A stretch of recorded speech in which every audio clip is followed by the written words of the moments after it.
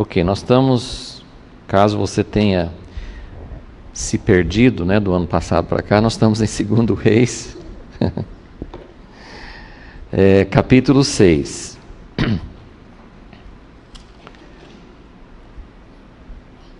A história de Eliseu pode ser dividida em episódios, são histórias, são relatos, né? Cada história, muitos são relacionados a um milagre.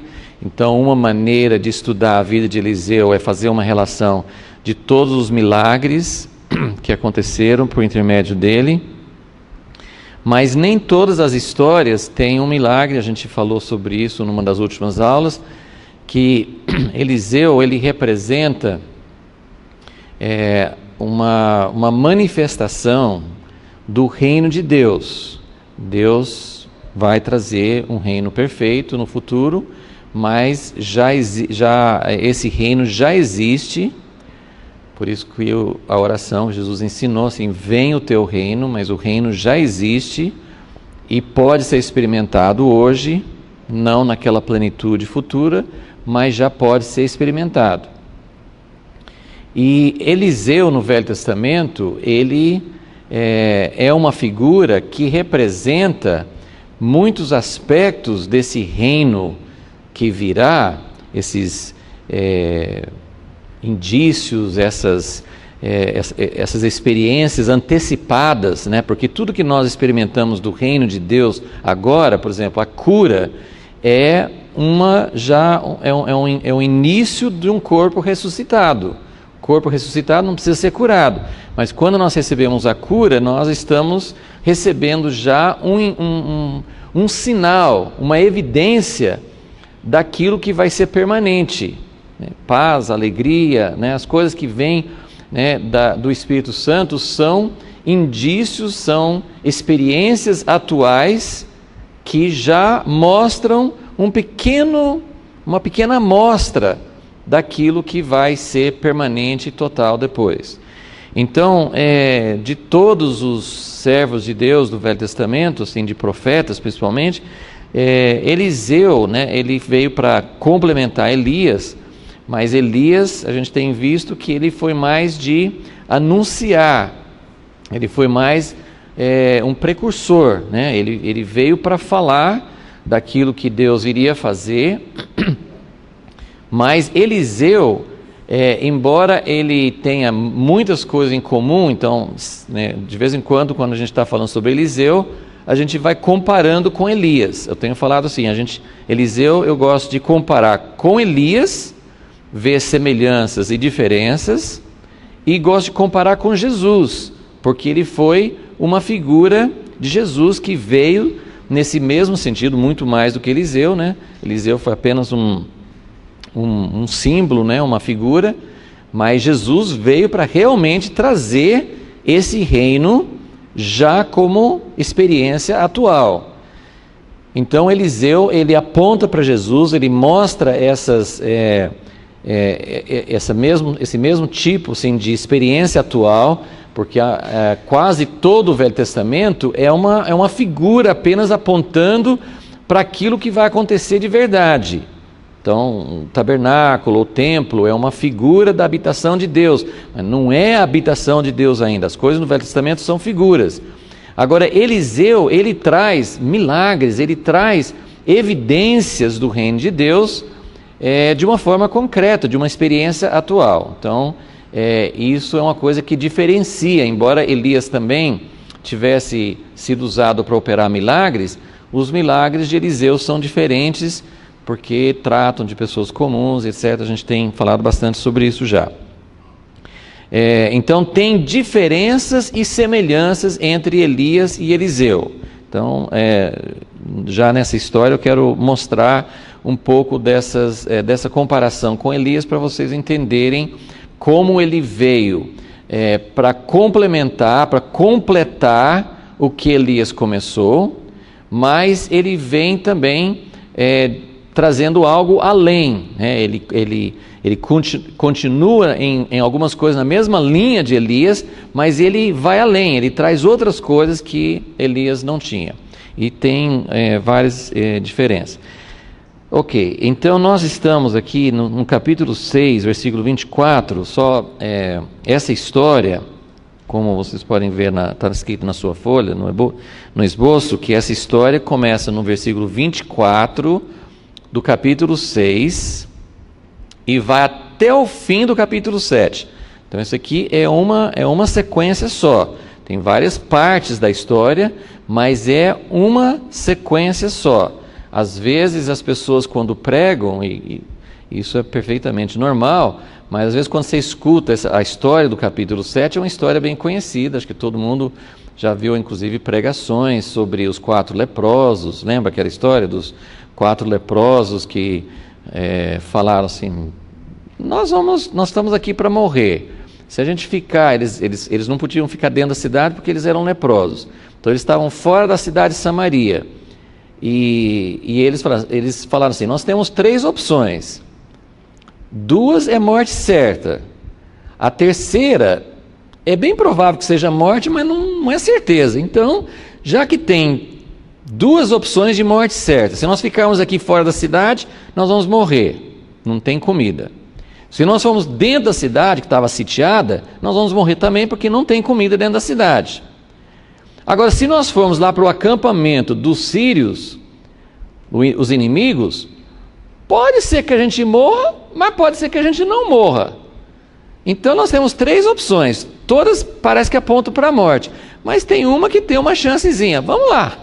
Né? E aí tem toda uma história, essa história geralmente é usada em pregações, tem várias coisas interessantes, mas geralmente as pessoas não colocam no contexto. Essa história dos leprosos começa no capítulo 6, 24, faz parte de toda uma sequência aqui. Mas o que eu queria mostrar, antes de começar, depois a gente vai vendo esses detalhes melhor, é que essa história não representa, normalmente a gente coloca, esse aqui é o milagre 12, esse aqui é o milagre 13 que aconteceu com Eliseu. Essa história tem um milagre. Você pode até, dependendo de como você faz sua análise, você pode até considerar que essa história teve um milagre. Qual foi o milagre dessa história? Justamente essa dos leprosos. Eles foram 4 leprosos, 4 homens andando de tardezinha. Eles saíram de onde eles estavam, a cidade estava cercada, sitiada pelos inimigos.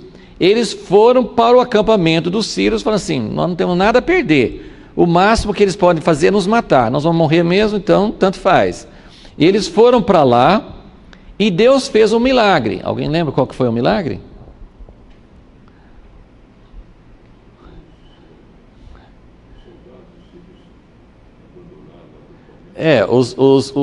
Os inimigos, eles foram andando em direção ao acampamento dos inimigos, e quando chegaram lá não tinha ninguém. E tinha muita comida, e muita roupa, e muito ouro, e tinha muito de tudo lá. Não sei por que os inimigos levam ouro e prata para fazer uma guerra, não entendi essa parte. Mas nas tendas tinha ouro, tinha prata, tinha tudo. Agora, qual que foi o milagre? Que quando eles estavam andando em direção, que com certeza 4 homens que não tinha cavalo, não tinha nada, eles estão andando, eles não têm nada. Eles estão andando à noite, assim, à tardezinha, para o acampamento, e os soldados, todo aquele acampamento, escutou um barulho. Esse barulho não existiu, Deus produziu. Deus pegou uma gravação e ampliou, né? E os soldados ouviram um barulho como se fosse um exército enorme chegando. Então, depois nós vamos chegar nessa história, mas eu só queria apontar essa questão de que, por que eu não estou, na minha contagem, eu não estou considerando isso aqui como um milagre de Eliseu? Porque, embora Eliseu tivesse profetizado, nós vamos ver isso, mas o que existe de sobrenatural da parte de Eliseu nessa história é que Deus deu para ele uma profecia exata. Todo mundo morrendo de fome, mães comendo filhos. situação extrema, uma situação indescritível. E Eliseu profetizou para o rei de Israel e disse: amanhã, nessa hora, vai ter abundância de comidas. Eles vão estar vendendo trigo, etc., por um preço bem mais barato. E era uma coisa assim, como que isso pode acontecer dentro de um dia? Então, houve um milagre, mas um milagre não foi Eliseu chegando lá e, porque os outros milagres, assim, tipo, Eliseu vai e fala que vai acontecer isso, que assim, ele faz acontecer alguma coisa, há um milagre feito através dele. Esse aqui só houve uma profecia que ia acontecer algo, lógico, era algo sobrenatural, mas eu tenho falado que tão sobrenatural quanto Deus fazer uma coisa que contraria as leis da natureza, curar, ressuscitar, fazer um machado flutuar, assim por diante, tão sobrenatural quanto um milagre é Deus mostrar o que vai acontecer no futuro. Isso, assim, normalmente quando nós falamos profecia, nós entendemos isso, que profecia é falar de algo que vai acontecer no futuro. Então, essa história, eu não estou colocando na lista de milagres, mas é lógico que isso tudo é só uma questão, é um detalhe, porque houve um milagre tremendo, porque esse barulho que o exército ouviu foi um barulho sobrenatural. Não existiu nada disso. Eles entenderam que tinha um exército enorme chegando e eles caíram. Aí tem até uma cena que eles descrevem, que quando o povo de Israel saiu de Samaria para ir lá, tinha roupas largadas no caminho, eles deixaram animais, deixaram um monte de coisas, porque eles estavam com tanto medo que eles correram e abandonaram tudo. Ok, outra coisa que eu quero... vamos só começar os primeiros versículos aqui, 2 Reis 6, 24, vamos começar lendo aqui. E depois quero fazer uma comparação, então, entre Eliseu e Elias, que a gente vai depois desenvolver mais. Versículo 24, então. Depois disto, Ben-Hadad, rei da Síria, ajuntou todo o seu exército, subiu e cercou a Samaria. Houve grande fome em Samaria, porque a cercaram até que se vendeu a cabeça de um jumento por 80 siclos de prata, e a minha tradução aqui fala quarta parte de um cabo de cebola, mas tem outras traduções que falam que era esterco de pomba, não dá para saber se era literalmente esterco de pomba ou se era realmente um nome que eles davam para alguma outra coisa, mas não importa. Assim, eles estavam vendendo uma coisa que não representava valor nutritivo quase nenhum por preços absurdos, porque não tinha comida, O importante é entender isso. Então, só aí vai começar a contar essa história da mulher que pediu socorro ao rei. Mas então, antes eu queria colocar essa situação para vocês entenderem. Primeiro, a sequência. Essa história vem logo depois da história que nós acabamos de estudar nas últimas aulas anteriores, que foi de quando um exército da Síria veio para tentar pegar Eliseu, porque ele estava mostrando tudo que ele fazia para o rei de Israel. E daí eles vêm, Eliseu pede para ferir de cegueira, e aí ele leva todo o exército para dentro de Samaria.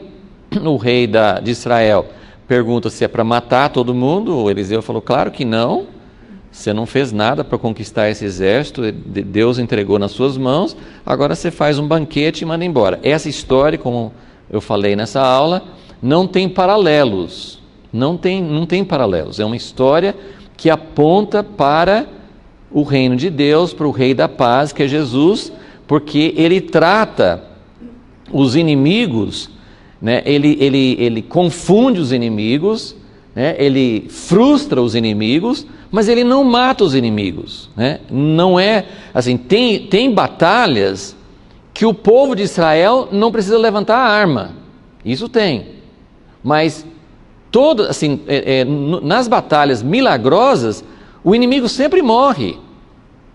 O exército de Faraó vai atrás de Israel no Mar Vermelho, o povo de Israel não fez nada, mas quando os egípcios estavam no leito do Mar Vermelho, que Deus tinha aberto, aí o Mar Vermelho volta e mata todo o exército, inclusive Faraó. Qual outro exemplo? Josafá, uma batalha milagrosa. Eles vão lá com músicos, o povo de Israel não faz nada, mas o que acontece? O inimigo se mata um ao outro, e assim vai. O rei Ezequias, vem o exército da Síria, não tem chance nenhuma, aí o anjo do Senhor mata o exército inteiro.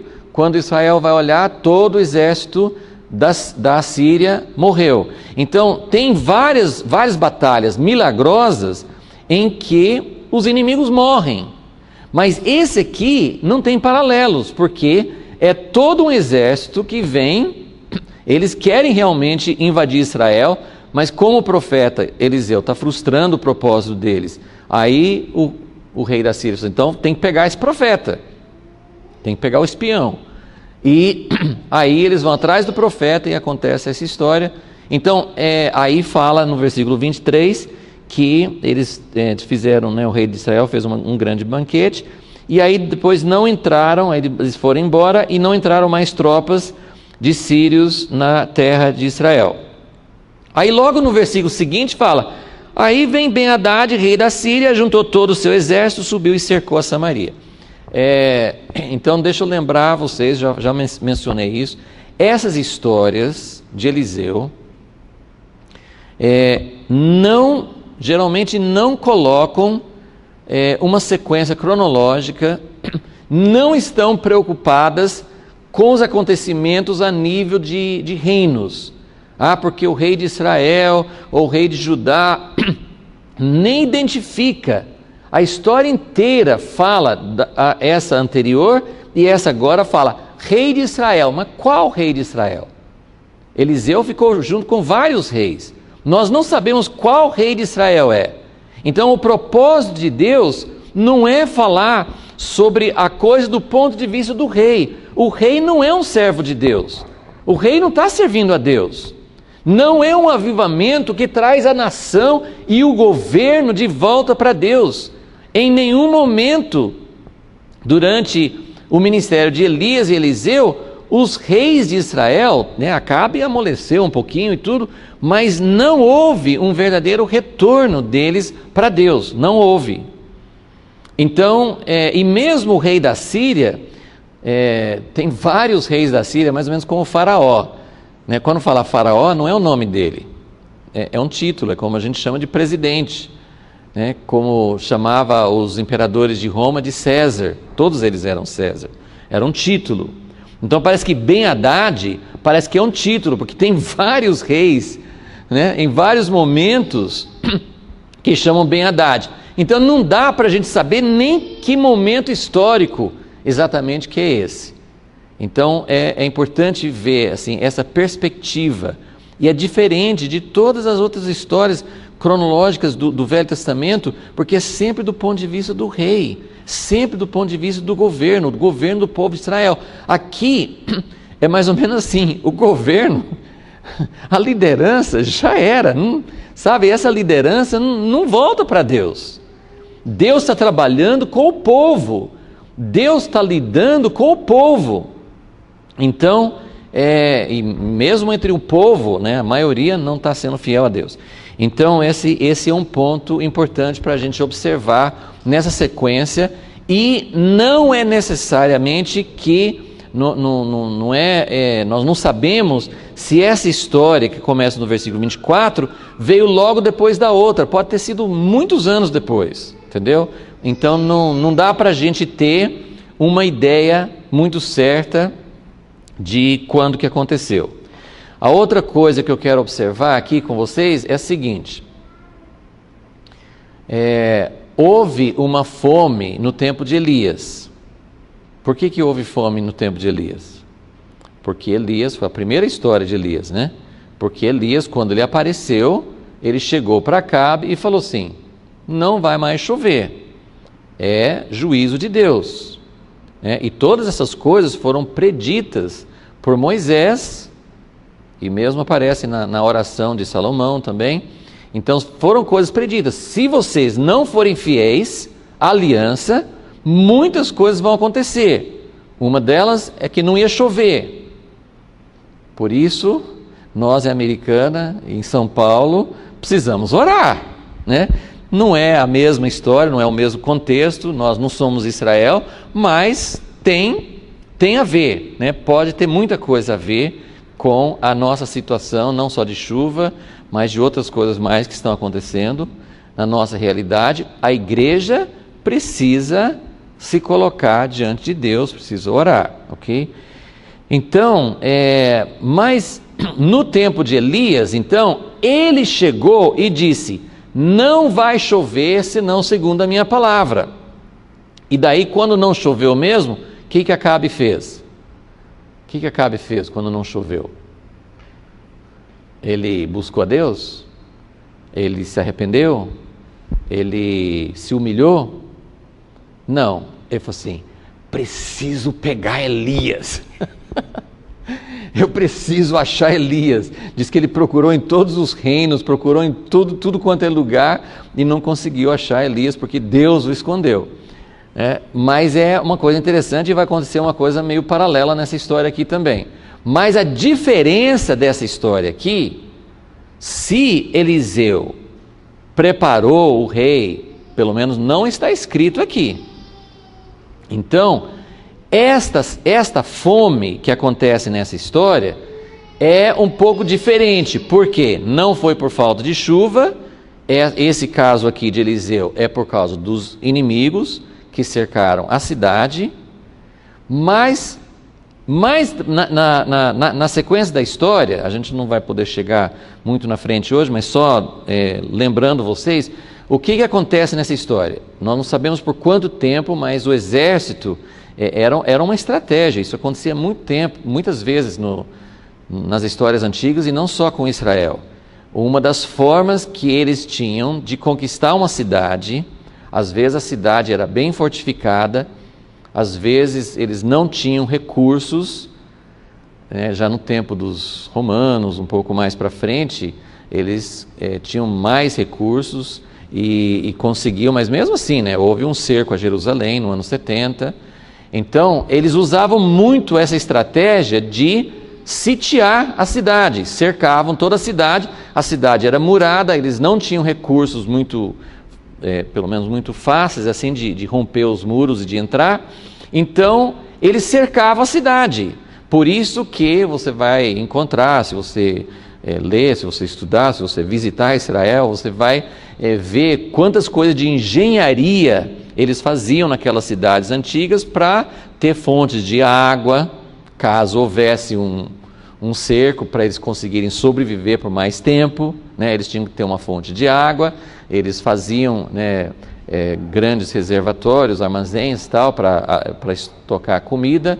Então, mas assim, eles ficavam anos, o cerco de Jerusalém, a famosa de Jerusalém, que terminou no ano 70, mas acho que começou no ano 67, uma coisa assim, foram acho que pelo menos 3 anos de cerco, e isso muito tempo depois disso. Então esse cerco a Samaria, provavelmente, para chegar nesse ponto que está falando aqui, provavelmente foi uma coisa que levou anos, não fala aqui, mas foi uma coisa que levou tempo para eles chegarem nesse ponto. E aí, a história que vem na sequência desse texto aqui, é que o rei está andando por cima do muro e uma mulher pede ajuda. Oh, rei, socorro! Naquele tempo, você conseguia falar, um cidadão comum podia falar com o rei, acontecia isso. Talvez não era tão fácil, mas era muito mais fácil do que hoje, o rei saía, ele estava andando por cima do muro e uma mulher, uma cidadã comum, chegou e pediu socorro. E o rei nem deixou a mulher falar, ela só falou assim, socorro, meu rei. E o rei falou assim, eu não tenho com que te ajudar, vou te ajudar com o quê? Não tem reservatório, não tem alimento, você quer o quê? E aí ela conta essa história macabra, né? Coisa horrível, em que ela e uma amiga fizeram um acordo. E nós vamos comer o seu filho. Amanhã, vocês vão, assim, hoje, essa mulher que está falando assim, hoje nós vamos comer meu filho, amanhã nós vamos comer o seu. E ela pede justiça. Ela pede justiça para o rei porque a outra mulher não cumpriu a parte dela.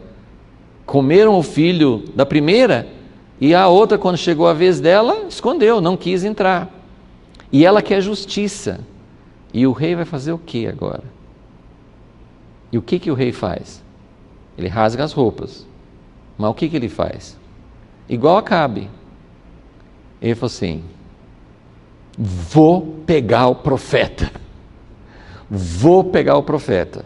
Agora, o que eu quero só mostrar no início da história aqui é o seguinte, não temos nenhum registro aqui dizendo que Eliseu profetizou, que Eliseu falou, como Elias avisou, não vai chover. Aqui não tem essa situação. E aliás, Eliseu, como nós temos mostrado, Eliseu, ele tem momentos em que ele trata com os reis, mas ele não, em nenhum momento nessas histórias aqui, ele fala de juízo para o rei.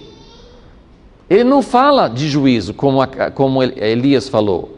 Então, Eliseu, ele está trazendo, olha como é diferente, e são dois aspectos de um ministério que Deus falou que vai levantar. Deus fala que, tem muitas profecias falando que Deus vai restaurar o ministério de Elias nos últimos dias.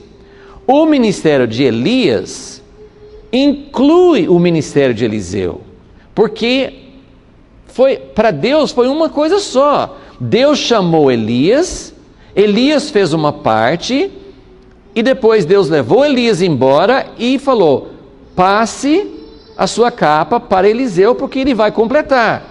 Então, uma das maneiras da gente encarar todo esse período aqui, é que quando Deus fala, nos últimos dias Elias vai voltar, é um ministério completo, Elias e Eliseu.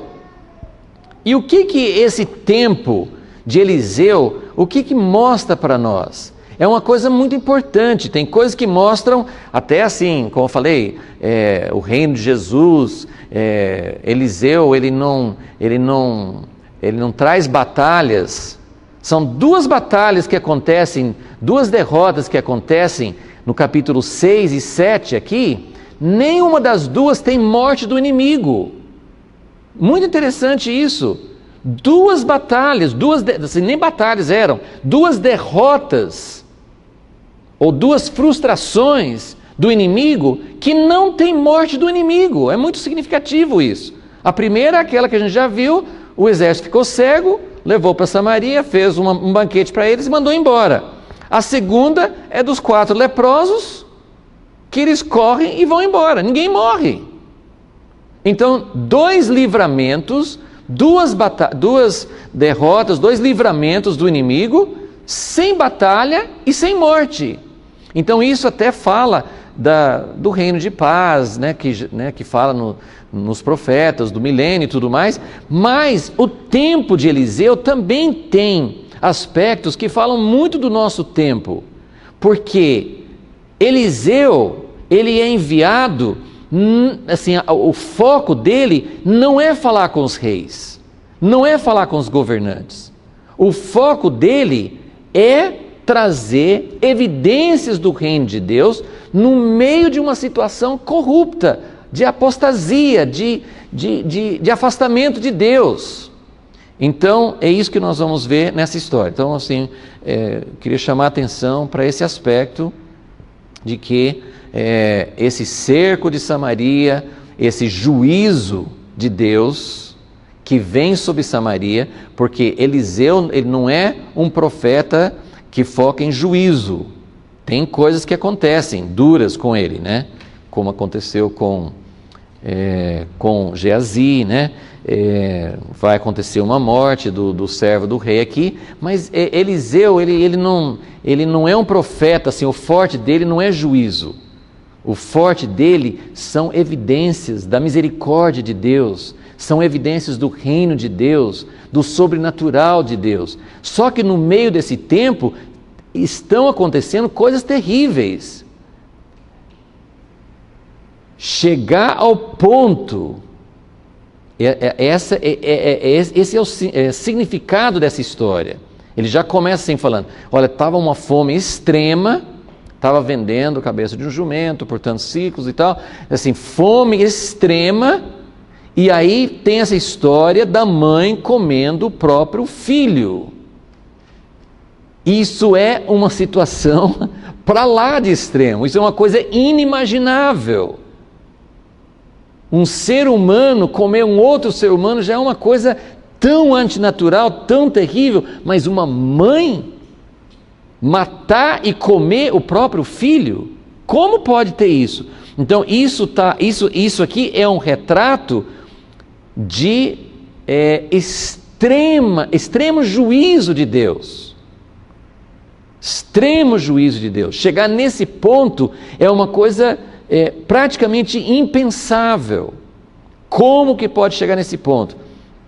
Esse cerco de Samaria não é uma história tão enfatizada na Bíblia, né? Aconteceu aqui, não é o fim de Samaria, depois que eles vão, né, o exército vai embora, mas é como se fosse uma amostra também, uma primeira amostra do juízo de Deus sobre o povo que não é fiel a Ele. Porque isso vai acontecer mais 2 vezes, pelo menos em Jerusalém. Isso vai acontecer 2 vezes. Uma, quando Babilônia vai cercar e destruir Jerusalém, mais de 1 século, 2 séculos depois disso. E depois, no ano 70, que nós temos relatos muito vívidos daquele historiador Joséfo, que ele também relata esse tipo de coisa. Então, em Jerusalém, na cidade santa, na cidade escolhida por Deus, 2 vezes, pelo menos, na história, vai chegar nesse ponto extremo. Isso aqui é uma evidência, assim, chegou no ponto máximo. Você pensar em degeneração, você pensar no homem deixar de ter humanidade. Tem muitas coisas que você pode falar, o homem faz atrocidades, o homem faz assim, mas tem alguma coisa que pode ser comparável a uma mãe comer um filho? Tem alguma coisa? Em Isaías, o próprio Deus, ele faz uma pergunta: seria possível uma mãe, Isaías 49, seria possível uma mãe esquecer ou abandonar ou deixar o próprio filho? Ele faz uma pergunta e a resposta praticamente é não. Mas ele fala, ainda que fosse possível, quer dizer, o próprio Deus está dizendo, não seria possível isso, mas ainda que fosse possível, para mim é impossível esquecer dos meus próprios filhos. Então, essa situação, essa condição, né, de chegar nesse ponto é um estágio máximo de apostasia, de afastamento de Deus.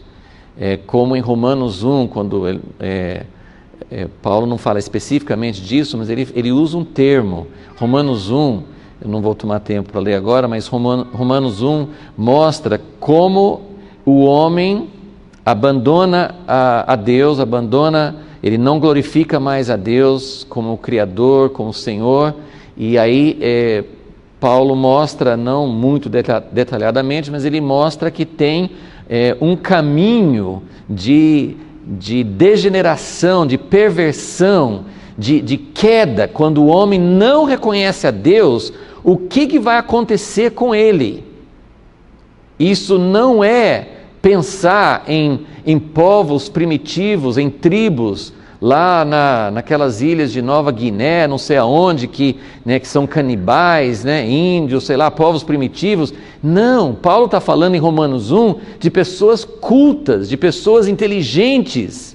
E são coisas que realmente acontecem. Você pode olhar, nós estamos vivendo num momento em que tudo que Paulo fala em Romanos 1 está acontecendo e faz tempo já. E ele usa, ele fala sobre o homossexualismo, fala sobre uma porção de coisas, mas um dos termos que ele usa no final, quase no último versículo, penúltimo versículo de Romanos 1, ele fala assim, sem afeição natural. E pense bem, se você não tem visto muitas coisas nas notícias de pais abandonando filhos, matando filhos, filhos matando pais. Não são coisas que a gente está vendo, de vez em quando nas notícias, a gente escuta histórias verídicas, atuais, em que essa não afeição, a perda da afeição natural está chegando. 2 Timóteo 3,3, se vocês quiserem anotar, também fala a mesma coisa, sem afeição natural. Nos últimos tempos vai acontecer, aí dá uma lista de várias coisas sem afeição natural.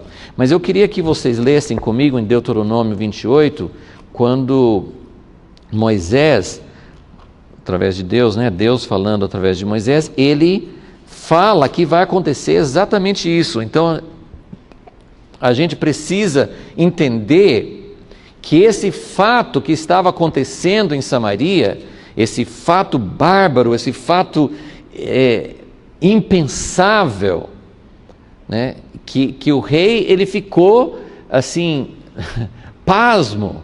Como é que uma mulher pede justiça do rei, pede para o rei obrigar a outra mãe a dar seu filho, porque fizeram esse acordo? Isso é justiça. Nós comemos o meu filho, agora nós precisamos comer o filho dela. Assim, é uma situação, como chegou nesse ponto? E o rei reagiu pensando, eu preciso matar o profeta, eu preciso matar o profeta. Mas por que matar o profeta? Deus tinha falado. Então vamos ver aqui, não dá para ler o capítulo todo, mas em Deuteronômio 28, Deus Moisés dá para o povo, antes deles entrarem na terra prometida, Deus dá para o povo uma lista de bênçãos, se eles forem fiéis à aliança, e maldições se eles forem infiéis à aliança. Agora, antes de ler, assim, só quero que vocês entendam o contexto aqui e que a gente saiba aplicar. Porque é fácil a gente pensar, não, mas isso aqui é lei, isso aqui é o tempo da lei, agora é graça, nós não somos mais obrigados a guardar a lei. Tem várias coisas que nunca mudaram. Primeiro, assim, mesmo sendo lei ou sendo graça, a vontade de Deus sempre é a mesma. Então, Deus não mudou o padrão dele, Deus não mudou, tudo bem, nós não estamos debaixo da maldição da lei como anteriormente. Mas o que a gente precisa entender, além de entender que Deus tem o mesmo padrão, uma forma melhor da gente aplicar isso é a gente pensar em aliança. Na verdade, o que está sendo apresentado aqui é uma aliança. Aliança tem bênçãos quando você vive dentro da aliança e tem maldições quando você quebra a aliança. Deus é um Deus de aliança, isso é um tema da Bíblia, é uma coisa central da Bíblia. E Deus nunca mudou a seriedade de não viver dentro da aliança. Ele nunca mudou isso. Então tem um capítulo longo aqui, com todas as consequências daquilo que vai acontecer quando a gente não permanece dentro da aliança. Então, ao invés da gente, só acho que é interessante a gente, ao invés de pensar, isso aqui é lei, isso aqui, nós não estamos mais debaixo desse sistema, a gente pensa, não, mas espera aí. Inclusive em Hebreus fala, Na velha aliança, quem quebrava a aliança, eles levavam para fora do arraial e apedrejavam com pedras até a morte. Por pelo menos duas testemunhas, né? Fala lá em Hebreus 10. Ele fala assim, de quanto mais severo, qual seria o castigo mais severo se nós calcarmos aos pés, ou seja, se nós desprezarmos o sangue da nova aliança? Em outras palavras, ele está dizendo, o negócio com a graça não ficou mais fácil, ficou mais fácil porque ele nos dá a graça para cumprir, mas as consequências não são mais leves. Ele está dizendo, as consequências são mais sérias, porque no Antigo Testamento era uma aliança feita com sangue de animais, agora é com sangue do Filho de Deus. Se Deus levava a sério uma aliança feita com sangue de animais, imagine o que Deus pensa de uma aliança feita com o sangue de Jesus. Então, a gente precisa entender essa questão de aliança. Então, é claro que tudo isso precisa ser aplicado, né? A gente precisa entender isso, mas eu queria que vocês vissem essa situação aqui, esse contexto aqui. São várias coisas que vão acontecer. Uma delas é falta de chuva, né? Quem não está na aliança, falta de chuva, ataques de inimigos, doenças. Então ele vai falando sobre várias coisas aqui que vão acontecer se eles não forem fiéis. E a ideia não tem uma progressão muito exata, muito assim, isso aqui é levezinho, mas a ideia Deus vai começar com coisas mais leves. Então primeiro assim, né, ele vai permitir que haja uma enfermidade, ele vai permitir que não haja chuva por um tempo, ele vai permitir que vocês sejam atacados por inimigos. Depois, uma coisa mais séria, os inimigos vão chegar e vão levar vocês para o cativeiro. Então tem vários graus, mas esse grau da mãe ou dos pais, né, da família, comer os próprios filhos, é um grau muito elevado, está lá na frente aqui. Eu vou começar no versículo 49, Deuteronômio 28, 49. O Senhor levantará contra ti uma nação de longe, da extremidade da terra, veloz como a águia, nação cuja língua não entenderás, nação feroz de rosto, que não terá respeito pelo velho, nem compaixão do moço. Ela devorará as crias dos teus animais, o fruto do teu solo, até que sejas destruído. Não te deixará trigo, nem vinho, nem azeite, nem as crias das tuas vacas, das tuas ovelhas, até que te tenha consumido. Essa linguagem é bem parecida com o profeta Joel, né? Que ele descreve o exército.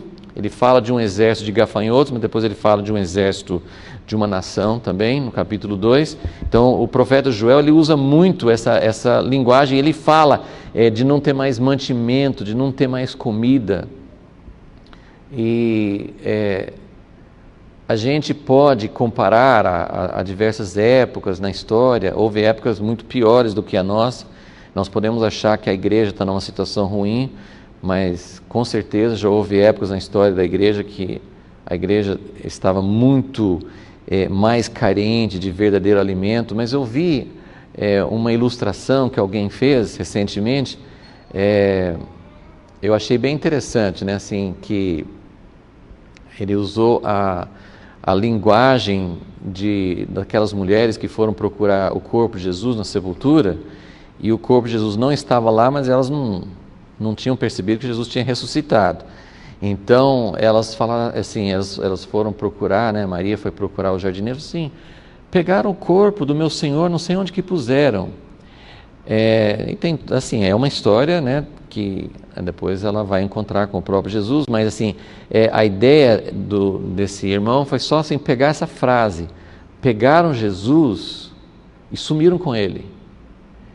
E ele quis dizer assim, eu vou nas reuniões, eu converso com irmãos, eu vou aqui, eu vou ali, e não acho Jesus. O que eles fizeram com Jesus? Nossa, aquilo me tocou quando eu pensei, gente, que assim, né, ele pegou essa frase, né, citou essa frase, pegaram o corpo de Jesus e sumiram. Cadê Jesus? Né? Elas ficaram desesperadas, era o corpo. Elas nem estavam entendendo sobre a ressurreição, mas só de ter sumido com o corpo de Jesus, elas amavam tanto Jesus, que elas ficaram desesperadas. Onde está Jesus? E será que a gente tem esse senso? Eu acho que não está tão difícil, como eu falei, assim, teve muitas épocas na história assim, que Jesus estava longe mesmo. Mas é lógico que em todos os momentos Jesus também sempre apareceu para alguns, sempre quem buscava, assim, sempre tem esse contraste na história. Mas hoje, a nossa dificuldade não é como tipo na Idade Média, que só tem uma igreja muito institucional, muito formal e não acha Jesus ali. Hoje nós temos igrejas em todas as esquinas, tem 3, 4 igrejas numa mesma rua. Tem internet, tem televisão, tem rádio, tem livros, tem fitas, tem gravações, tem tudo que a gente pode imaginar, tem livros, tem traduções da Bíblia, tem comentários, gente, tem uma abundância tremenda. Mas onde está Jesus? Onde que Ele está? Muitas e muitas vezes a gente vai querendo encontrar Jesus. Será que a gente vai querendo encontrar Jesus mesmo? Se você for querendo encontrar com Jesus, às vezes você tem essa sensação: o que eles fizeram com o meu Jesus? O que eles fizeram? Não está aqui. Então, é essa situação de uma igreja sem mantimento, e essa é uma consequência de infidelidade à aliança de Deus. Nós precisamos entender como nós abandonamos, como nós nos afastamos da aliança de Deus, e é isso que vai acontecer. Nós abandonamos coisas fundamentais, nós abandonamos coisas básicas da nossa relação com Deus, de buscar a Deus, de colocar Ele no centro da nossa vida. Isso é aliança, não é mandamento. Nós não estamos debaixo de uma série de mandamentos, precisa guardar essa lei, precisa guardar aquela. Realmente mudou em alguns sentidos assim, o foco, mas a fidelidade à aliança de Deus é uma coisa fundamental. E quem não guarda a aliança de Deus, ele fala de todas essas coisas que vão acontecer. Não é que Deus é cruel, não é que Deus não tem misericórdia. Tem coisas que acontecem com o povo de Deus. Se você for estudar a história dos judeus, você vai ver isso, mesmo na história da igreja. Tem coisas que acontecem com o povo de Deus que parece que não acontecem com outros povos. Parece que Deus nos trata mais severamente do que outros povos. Mas por quê? Deus é cruel? Deus não nos ama? Deus não cuida de nós? Não, Ele está falando, se você não for fiel, vai acontecer isso. Isso é uma lei. Se você tirar todas as matas, todas as florestas, todas as árvores, não vai chover, é lei. Isso não é que Deus é cruel. Isso é uma consequência do que nós estamos fazendo. Então a mesma coisa, se nós quebrarmos a aliança com Deus, vai acontecer algo. E isso é misericordioso, porque Deus não chega nos eliminando, nos mandando para o inferno. Ele vem e permite que não chova, Ele permite que nós passemos por períodos secos, Ele permite que nós sejamos oprimidos, Ele permite, tem coisas que acontecem na nossa vida que nós temos que voltar para Deus e falar assim: Deus, tem uma razão para isso. Eu não estou dizendo que tudo que acontece na nossa vida é por causa de um pecado, é por causa de uma coisa assim, isso é uma situação bem complexa. Mas as coisas que Deus permite, Ele permite para que a gente se volte a Ele. E só lembrando, que a gente não vai poder continuar muito aqui, mas lembrando mais uma vez daquele rei, que quando ele ouviu essa história tão dramática, ele teve uma coisa boa, porque ele rasgou a roupa e ele estava vestido de pano de saco. Então parece que ele estava preocupado. Pano de saco, será que era para Deus? Será que ele estava se arrependendo? Não sei, parece ser um sinal bom. Só que a reação dele não foi falar: Deus, tem misericórdia do teu povo, nós vamos tirar Baal, nós vamos acabar com tudo que está quebrando a tua aliança. Não, ele falou assim: vamos pegar o profeta, vamos matar o profeta. E tem uma frase dele no final do capítulo 6, que fala assim: esse mal vem de Deus. Ele reconhece, esse mal vem de Deus, então por que eu vou esperar por ele? Uma coisa contraditória também. Se esse mal vem de Deus, basta eu me voltar para Deus, que Deus vai mudar a situação. Mas não. Então, estamos aqui em Deuteronômio ainda. Então, eu li o versículo 51. Então, essa situação de não ter alimento, isso aqui pode ser aplicado até materialmente, da gente passar falta, da gente não ter condições financeiras e tal, mas tem muito a ver com a nossa condição espiritual também. Estamos sem alimento espiritual. Mas aí, versículo 52, esse inimigo, ele te sitiará em todas as tuas cidades, até que venham a cair em toda a tua terra os altos e fortes muros em que confiavas.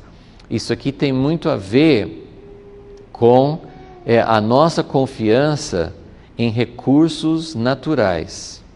Os altos muros que eles achavam que, né, era a proteção deles contra exércitos de inimigos, esses altos muros, ele está falando, não vão te proteger. Hoje nós temos altos muros de proteções econômicas, seguros, empregos, contas bancárias, né? Então, ele está dizendo, tudo que você confiava, tudo que você achava, não, eu tô tranquilo, né? Eu não estou falando que isso não é uma coisa que nós possamos ter, mas vamos dizer, eu tenho aposentadoria, tenho recursos, tenho casa, tenho isso. Ele falou assim, todos os altos muros em que você confiava vão cair. Ela te sitiará em todas as suas cidades, em toda a terra que o Senhor teu Deus te deu. Aí, 53, ele profetiza exatamente o que está acontecendo nessa história de Eliseu. Comerás o fruto do teu ventre, a carne de teus filhos e filhas, que o Senhor teu Deus te houver dado, por causa do cerco e da angústia com que teus inimigos te apertarão. O homem mais delicado e afetuoso do teu meio olhará sem piedade o seu irmão, a mulher de seu amor e o resto dos filhos que ainda tiver, e não dará a nenhum deles da carne de seus filhos. Quer dizer, ele não vai ter afeição pelos familiares, mas ele não vai ter afeição pelo próprio filho, né? Que ele não vai compartilhar a carne de seus filhos que estiver comendo, porque nada restou no cerco e na angústia com que o inimigo te apertará em todas as tuas cidades. Quanto à mulher mais delicada e afetuosa do teu meio, que de tão delicada e afetuosa nunca tentaria pôr a planta do pé sobre a terra, será mesquinha para com o marido do seu amor, para com seu filho e para com sua filha. Também ela será mesquinha para com a placenta que lhe saiu do ventre, dos filhos que acabou de dar à luz, pois na falta de tudo, ela os comerás escondidas, na angústia e no aperto com que o teu inimigo te apertará nas tuas cidades. Se não tiveres o cuidado de guardar todas as palavras desta lei, escritas neste livro, para temeres este nome glorioso e terrível, o Senhor teu Deus, o Senhor, tornará terríveis as tuas pragas, e assim por diante. Então, infidelidade à aliança, infidelidade a Deus pode trazer consequências terríveis. E eu só queria acrescentar uma coisa, porque a gente pensa, tudo isso que aconteceu, por exemplo, esse cerco a Samaria, que nós estamos estudando em 2 Reis 6, foi uma amostra, não é muito desenvolvida, assim, não é muito enfatizado, né? Essa história não é tão destacada, Mas depois tem várias menções disso aqui nos profetas. O livro de Lamentações, nós não temos tempo para ler todas as referências, mas se você estiver anotando, é Lamentações 2:20, 4:3 a 10. Lamentações. Lamentações, escrito por Jeremias, que presenciou essas coisas. Ele falou que aconteceu no cerco de Jerusalém, no tempo de Nabucodonosor. Tem passagens em Ezequiel, outras passagens em Jeremias, que falam que vão acontecer essas coisas. E depois nós temos o testemunho histórico de Joséfo na época da destruição de Jerusalém depois de Cristo. Mas uma outra aplicação, né, hoje talvez seria assim, não, hoje ninguém faria isso, né? Não sei se ninguém faria isso, porque mesmo naquela época era uma coisa impensável, era uma coisa inacreditável que alguém pudesse chegar nesse ponto. Mas isso Deus permite que as pessoas cheguem nesse ponto por causa do afastamento de Deus. Mas uma coisa que é bem parecido com isso, que Jesus prediz nos 3 evangelhos, Mateus, Marcos e Lucas, ele prediz que vai acontecer na tribulação dos últimos dias, porque todas essas tribulações, esses cercos de Samaria, essa fome, essa angústia, Jesus coloca no contexto de dizer essas serão as condições da última tribulação. Vai ter uma última tribulação. Quando você lê as coisas que já aconteceram na história, né, se você lê Joséfo, se você lê sobre o Holocausto no século passado, você fala assim, é possível ter uma tribulação pior do que essa? É possível. Porque a Bíblia fala que naquele tempo, antes da volta de Jesus, vai ter uma tribulação pior do que todas as tribulações que já houve. Meu Deus, pode ter alguma coisa pior do que aquela? Mas uma das coisas, eu não sei responder essa pergunta, mas uma das coisas que ele fala, em Mateus 24, Marcos, em Lucas também, ele fala que naquela tribulação, ele não fala que mãe vai comer filho, mas ele fala que filho vai trair pai, pai vai trair esposa, esposa vai trair marido.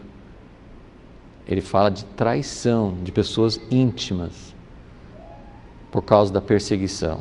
Então, é mais ou menos a falta de afeição natural, pessoas entregando à morte, pessoas deixando de cuidar, pessoas deixando de proteger.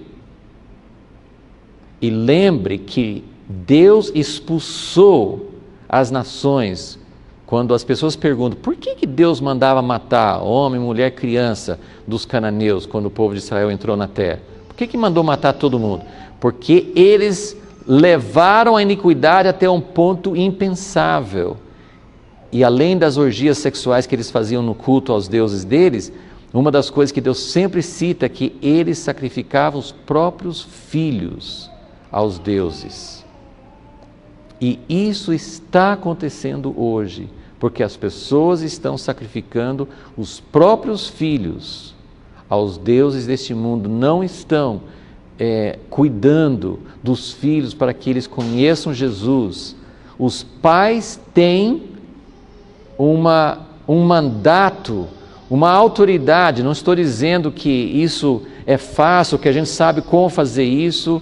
Eu tenho muito temor, não falo de ninguém que não tem os filhos sem nos caminhos de Deus, mas a Bíblia nos dá promessas tremendas que nós podemos cuidar dos nossos filhos, que mais do que dar a eles condições materiais, dá condições de estudar, dá tudo quanto, roupa, estudo, uma casa, todas as coisas que os pais acham que é importante dar para os filhos.